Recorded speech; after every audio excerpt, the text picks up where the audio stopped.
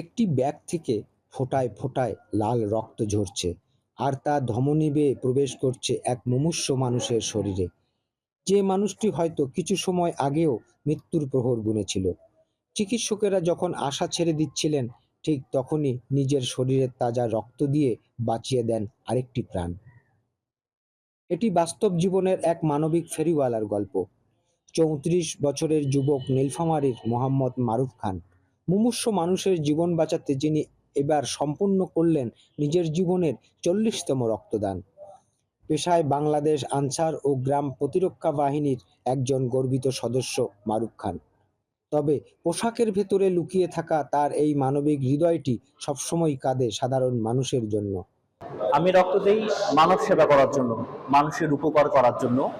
আমার সামান্য রক্তে যদি কোনো মানুষের জীবন বেঁচে যায়, সেটা আমার জন্য গর্বের বিষয়। আমি চাই প্রতিটা মানুষ ভালো থাক, সুস্থ থাক। আমার শরীরে যে সমস্ত রক্ত আছে বা আমাদের শরীরে যে রক্ত আছে, 3 মাস পর পর এই কোষগুলো অটোমেটিক নষ্ট হয়ে যায়। আমি চাই না যে এই কোষগুলো নষ্ট হওয়ার মধ্যে দিয়েই ফেলে দিই।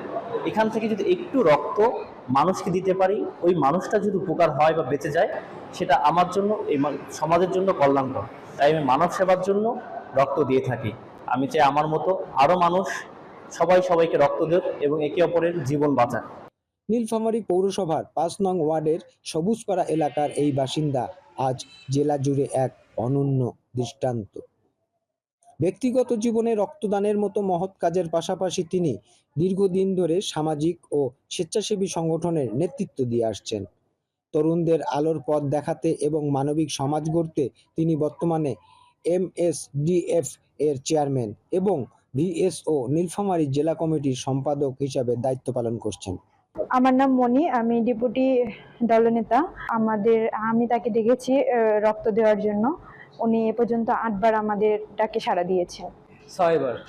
6 বার দিচ্ছেন। কোন কোন পর্যায়ের রোগীদের আপনারা দিচ্ছেন রক্ত? অসহায় দরিদ্রদের। জাতীয় জীবনে যখন রক্তের অভাবে প্রতিদিন বহু মানুষ মৃত্যুর কোলে ঢলে পড়ে, তখন মারুফ খানের মতো যুবকরা আমাদের আশার আলো দেখায়। ৪১তম রক্তদানের অপেক্ষায় থাকা এই মানবিক যোদ্ধার রক্তিম ভালোবাসায় বেঁচে থাকুক আরো বহু প্রাণ, এমনটাই প্রত্যাশা। সুভাষ বিশ্বাস, গণকণ্ঠ প্রতিবেদক, নীলফামারী।